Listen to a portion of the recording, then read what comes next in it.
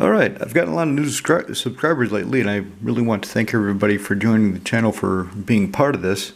So today's going to be a kind of a recap of things. I'll start off with, this is how I structure my commander deck collection. Each of these boxes has 5 commander decks in alphabetical order. So this one is Animar, Aurelia, Azami, Edgar Markov, Edric, Spymaster Trust. But that's just to kind of explain how I keep the structure. Normally, these, you put 5 in here sleeved, and there's a gap. Most of them I take a box and fill it with basic lands. Here, the gap is filled with Edgar's tokens. But that's not really what I want to talk about. What I want to talk about is, some of you may have seen the video last night, where I realized the real question I need to ask my decks. I used to have this series called, What is my power level? Where I look at my decks and I think, okay, what's the power level on the scale of 1 to 10? It never really felt satisfying. It never felt like I was asking the right question, and at the end of it, I pretty much always concluded, yeah, my deck is a 7 or 8, with 1 or 2 exceptions. So it didn't really help. It presented my decks. I got to explain my deck philosophy. I got to explain what they do, but it didn't really get anywhere. And then I started asking, is this deck fair? Well, what does that mean, really? And I was looking at it, is this fair to the group in Prague that I play with pretty much every week? I got through, 4 decks doing that? And again, that was kind of a futile exercise, because the decks I know aren't fair, I don't take with me. I don't take them Thursday because I know they're not fair.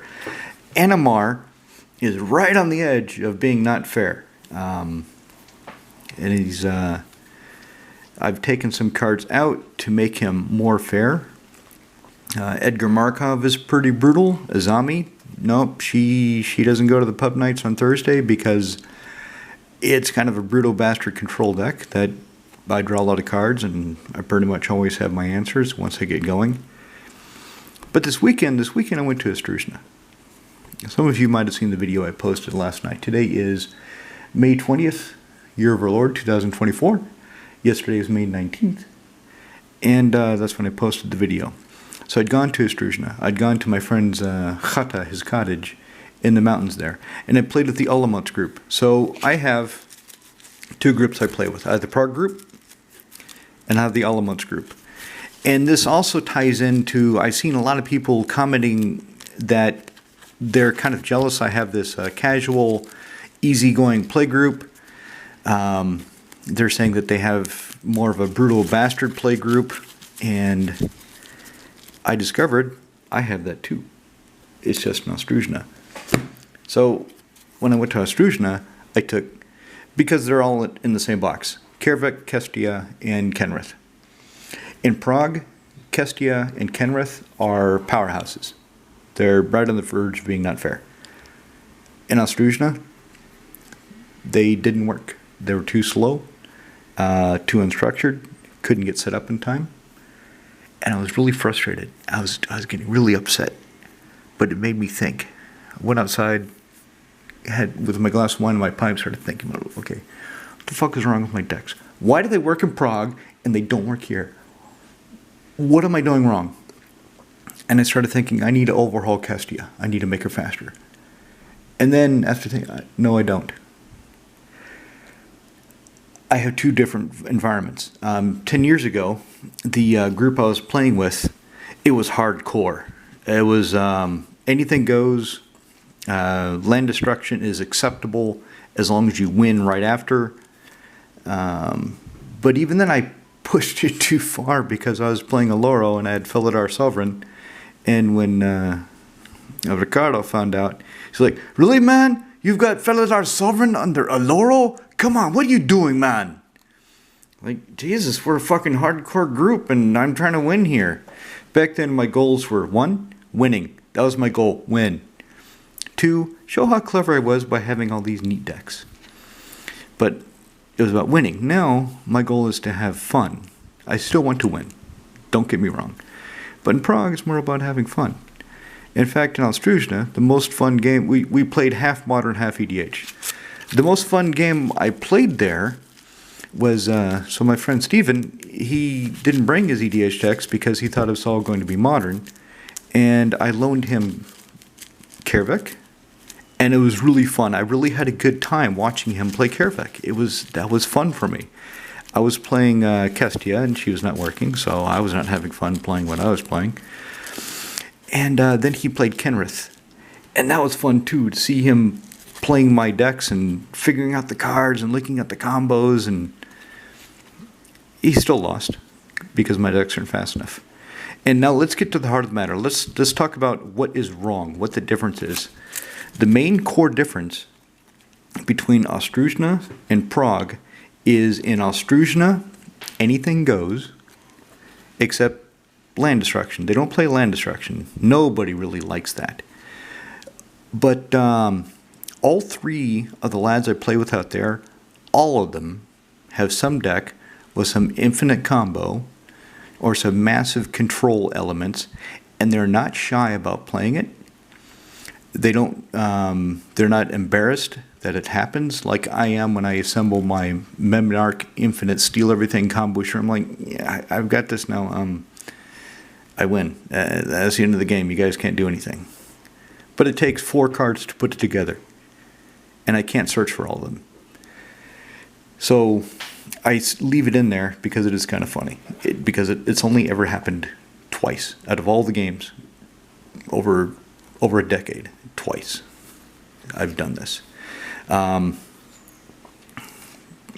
they all have some infinite combo. One of the lads with his Alluro deck, he's got the Sanguine Bond Exquisite Blood combo. So all he needs to do is have those out. He hits his upkeep, Alluro gives him 2 life, and he starts the chain reaction of killing everybody. He's got tutors to go find it. And I'm going to tutor for the other part of my combo. He's really open about it. My other friend, he's got Elish Norn as a commander, and in the deck, he's got Cormorant's Bell and Urborg Tomb of Yawgmoth. So Cormorant's Bell, all swamps are 1/1 creatures. Urborg Tomb of Yawgmoth, all swamps, all lands are swamps. So those two, all lands are 1/1 creatures that are swamps. Elish Norn hits. All your opponent's lands get -2/-2 and die. Your lands get +2/+2. So it is land destruction. And it's intentional. And he knows it. And he put it in there because of it. In Prague, that would not fly. Prague people, you better take out one of those fucking cards. We're not putting up with that shit. And the setup time.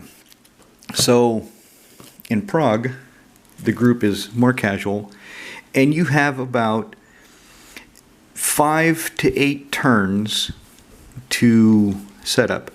You have 5 to 8 turns before you need a serious blocker. You have 5 to 8 turns before you really need to start putting your strategy into action, and you need to defend yourself against either a massive army of tokens, one big threat, or somebody starts comboing off with the little combos they have.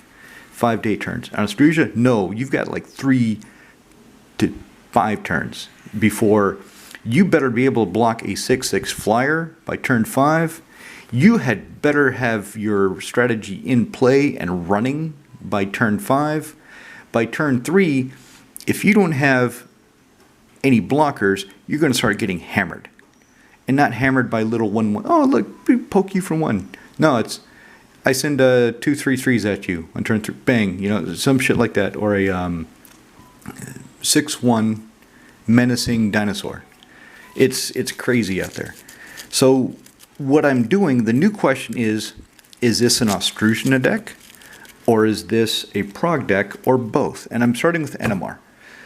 And I know I've been rambling for about 10 minutes, and I hope a lot of you are still with me to hear it, because now I'm going to start looking at it and really showing a deck and how this new question applies. But I'm still solidifying the question. I'm still refining the requirements and the definitions. Anyway, We'll start at the top with Animar because he is a house in both Prague and Ostruzhna. And so I want to examine why. Okay, so blue, green, red for a 1/1 elemental, pro-white, pro-black. Whenever he casts creature spell, he gets a counter. For every counter he has, it reduces the colorless casting cost of any creatures I have. So the way I've designed Animar is he is supposed to hit his colors by turn 3. By turn 3, I should have all 3 colors to cast Animar. He should come down on turn 3. Now, assessing the threats, I do not want to cast Animar unless I have some way to protect him, to buff him, and I'll accept Pendelhaven. Pendelhaven itself is acceptable because then he doesn't just die to 1 point of damage. In Prague, I don't need the early protection as much. I can wait a couple turns. I can run him out on turn 3 with nothing to support. On Ostruzhna, no. Even though he has pro-white, so you can't swords him, can't path him, none of that. Black, no terror, no dismember, none of that. Somebody can so hit him with a gut shot. If the cube runs gut shot and his target 1 point of damage, Grayson Starnduck. So let's see how fast Animar can work, just randomly, just typical game. Okay, so right off, I have my 3 colors. So I've got my blue, this will go find my green-red, this will go find a stomping ground, and this will copy it. So turn 3, I will have Animar. What do I have else? Okay, so I have Ring of Calonia. I would keep that in my opening hand. Captivating Crew, no, I wouldn't keep that. Cloudstone Curio. The deck, Animar, only has 6 non-creature spells. Only 6. He has 2 planeswalkers, 2 artifacts, 1 enchantment, 1 instant. Everything else is a creature or land. He's got 56 creatures. I would keep that. That costs 5. I would get rid of that. And we still do the mulligan where you throw away what you don't want and you draw to replace them. Okay, Mold Swifter is not ideal because I would rather have a mana creature. I need to get going. I need to get running. In Ostruzhna. In Prague,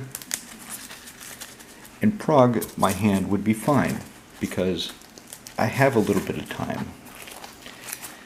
So let's see what the first few turns would look like, and I'll describe how it goes in each environment. So I have this as far as my opening hand. So I draw my first card, Land When We're Born. Okay, so I'd play that. That'd be my first land, comes into play tapped. I didn't put any counters out. I should have. Screw it, I remember. So untap. Turn 2. Draw. Misty Rainforest for Taiga. To get the red. So Taiga. Because Manamo will give me the blue. And early in the game, Animar needs more green because of the mana creatures. Most of all the small creatures are mana creatures. I either want to cast multiple, or I want to cast somebody like Beast Whisperer, and he costs double green. So that's turn 2. I still have no blocker. I'm still open.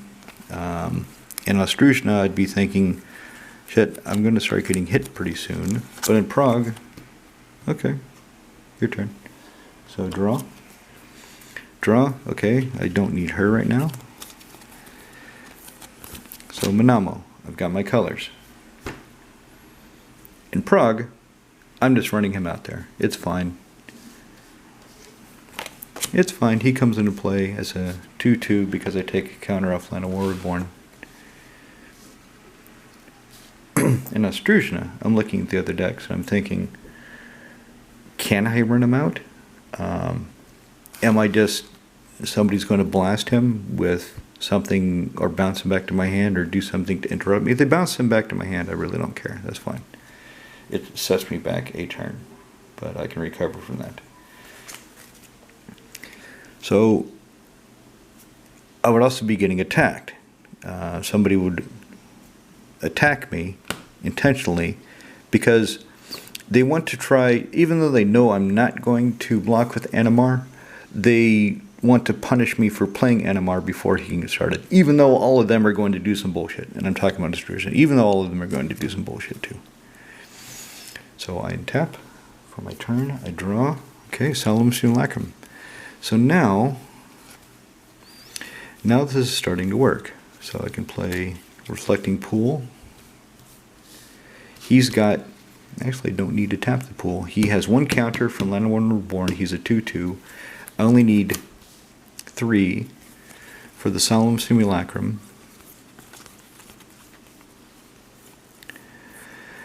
And I want to get more creatures. Even though Ring of Calonia would be good, I would need, in Austrusina, I would need a blocker. In Prague, I'd probably play Ring of Calonia. So how am I doing so far? This is now turn 1, 2, 3, 4. Turn 4. I have Animar with 2 counters. I have nothing that flies. I have another 2/2 blocker. I would be optimally at 39 life because losing 1 to Misty Rainforest. But I would have been taking hits because people are going to be attacking me because of Animar. Because they don't want him to get going. Again, like I said, they're going to do their bullshit too. So they would attack me and I would invariably sacrifice Solemn Simulacrum and draw a card. Okay, that's good. In Prague, I would not, right now, to be honest, I feel pressured because I'm thinking about this and I know how those games go. I feel pressured to get going, to blaze away, but not in Prague. So draw for my turn. Okay, Bloodshot Cyclops. Alright, I'm not getting any real mana creatures. Animar has 2 counters on him. Play that. That costs effectively 3. That costs 3. It doesn't really help right now because everything costs so damn much. He's got 2 counters. So the ideal play would be green and green Vertigear Hulk. So he now has 3 counters. Give him, I don't need to give him all of the counters from the Vertigear Hulk, so he has 3. If I give him 2, actually if I give him 1, he will have 4. He would have 4 counters, so I could play Moldrifter, and the other 3 counters from the Gear Hulk I can leave on the Gear Hulk, making it a 7/7 Trampler. So now I have a threat, and I draw 2 cards.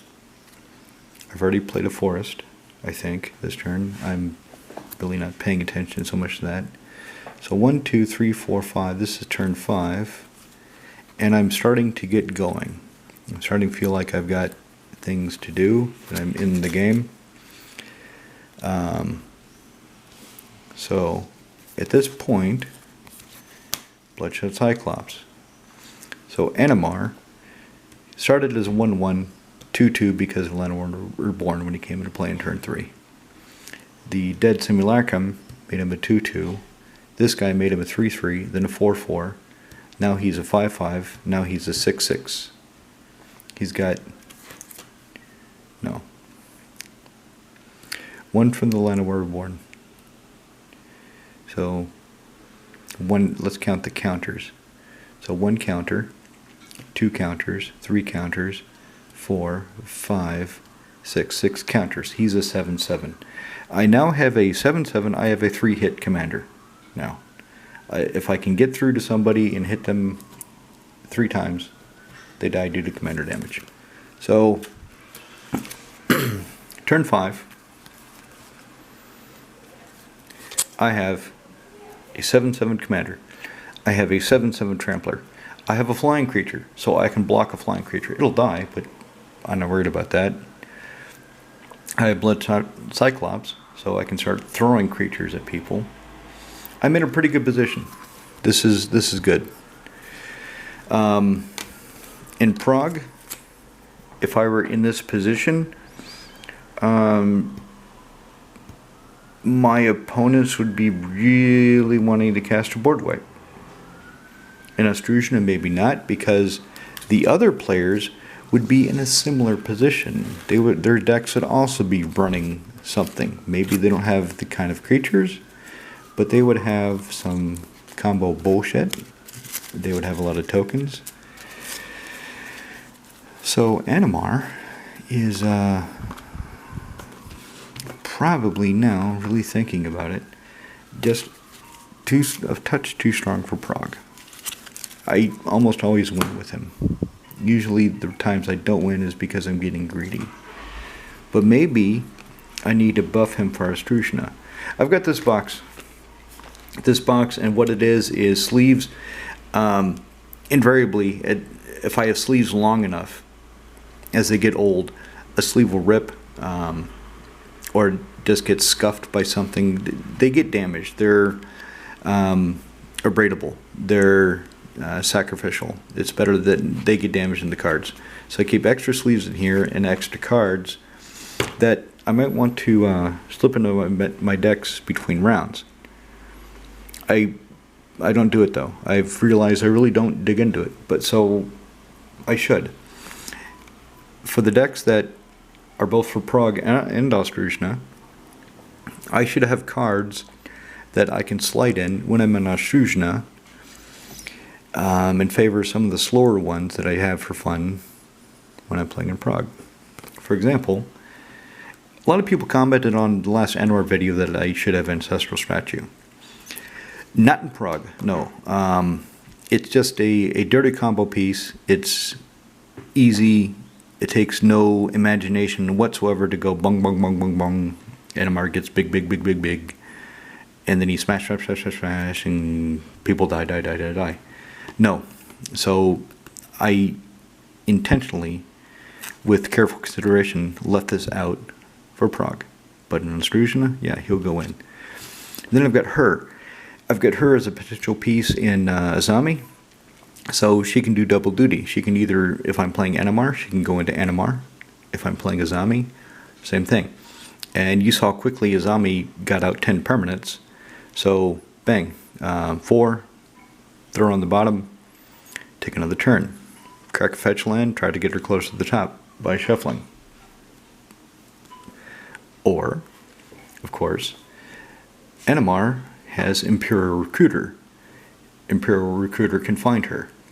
So that's another reason not to put her in the deck for Prague, because I don't want to be tempted to go find somebody like her to take another turn and then being able to repeat it.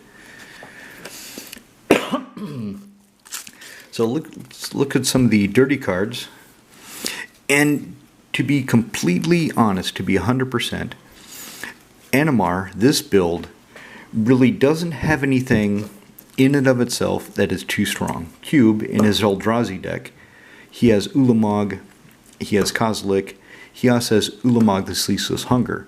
I took out Ceaseless Hunger from Animar because I didn't want to attack somebody and exile 20 cards from the library. It's just something I didn't want to do. I didn't like it when I was facing it down. I didn't like it the couple of times it's happened to me. I don't like it at all, so I don't want to do it to somebody else. So I actually buy-listed the Ceaseless Hunger to eliminate the possibility that I would do it again. But now I'm thinking, if I'm going to play on Ostruzhna, yeah, I should be exiling a quarter of somebody's deck every time I attack. But I'm not going to pursue it.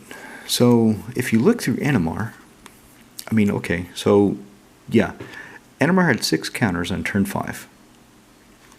So that means he could come down turn 7 because of the lens I have.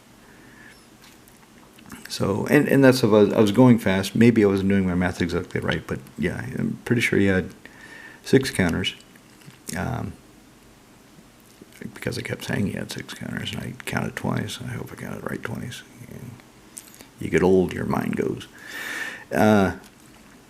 So Kozlik is brutal, but other people in Prague play him. It's just the speed he can come out in Animar. That's the thing about Animar, is I don't think I have any cards that in and of themselves are brutal, are backbreaking, are excessive. It's just they come out quicker with Animar, and so they feel like they're brutal. But when he comes down on turn 3 or 4 instead of turn 6, when Kozlik comes down on turn 6 instead of turn 10, that's when it feels like I'm doing broken shit.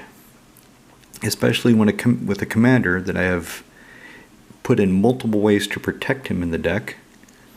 I'm showing this because this is one of the few colorless lands I have.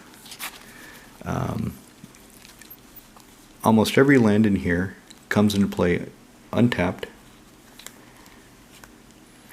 and produces one of the colors he needs. I even have Ancient Ziggurat in here because 56 creatures, why not? And I'm looking, and again, I don't see anything. Yeah, that's one of my signed Mages of the Unseen. I really love Kai Fogley's art. I think I'll use that for the thumbnail. That's pretty. Nobody's going to click on it though, because nobody cares about the creatures I'm showing, but I think I'll use that for the thumbnail for this video. Cards that I do want for Animar, and maybe I would only put these in Astrusian. Terror of the Peaks. So Terror of the Peaks, if he comes out on turn 5, and then I start dropping big things, drop Kozlik, okay, that's 10 points of damage. That's pretty good. It's probably not. That would be excessive prog. That would be a creature that would be excessive for the prog group. But Astrusna, they can handle it. It's only 5/4 flyer. They can kill it. I also want to get another foil steel Hellkite from Mirrodin. Or Scars of Mirrodin? I think it's Scars of Mirrodin. I do not like the promo, the Brothers War Steel Hellkite. I don't like the art, so I don't want that one. I want the one where I do like the art. So, moving things around, to conclude, Animar is a deck that I can play in both environments. Now, if I play him in Astrusna, I do need to buff him up a bit, and I'm not sure exactly what I would take out, and it would kind of just be how I feel, because so many random cards in there. It would be how I feel. I'd try to keep the CMC from increasing too much, but it is only 4. I mean, he's basically free if Animar has 4 counters. He is free if Animar has 4 counters, and he's big. And she's 2, so. So I want to get a Steel Hellkite that I would put in for something. I don't know what. It's no point in thinking about it now, because I don't have it now, and I've got other things to think about, such as rebuilding other decks. And Terror of the Peaks. So those 2 I want. I don't have. They would go in. Steel Hellcat would go in for Prague and be a permanent part of the deck. Terror of the Peaks would stay with these 3, and he would only go in when I'm on Astrusna, because it's just too much for Prague. So those are my thoughts on having 2 different play groups with 2 different play styles, and me trying to balance my decks between them. I've decided the best option is to define my decks, to know which decks are only for this environment, which decks are only for the other environment, and which decks can straddle both with minimal changes. I do not want to make more than, say, 3 changes to a deck in order to go from Astrusna to Prague with it, because I just don't want to get that deeply involved in commander sideboarding. So I want to keep it really simple, especially in Astrusna, because Usually we drink when we're playing, and I don't want to make 6 sideboarding decisions when I've had 6 shots of rum. Probably not the best time to do it.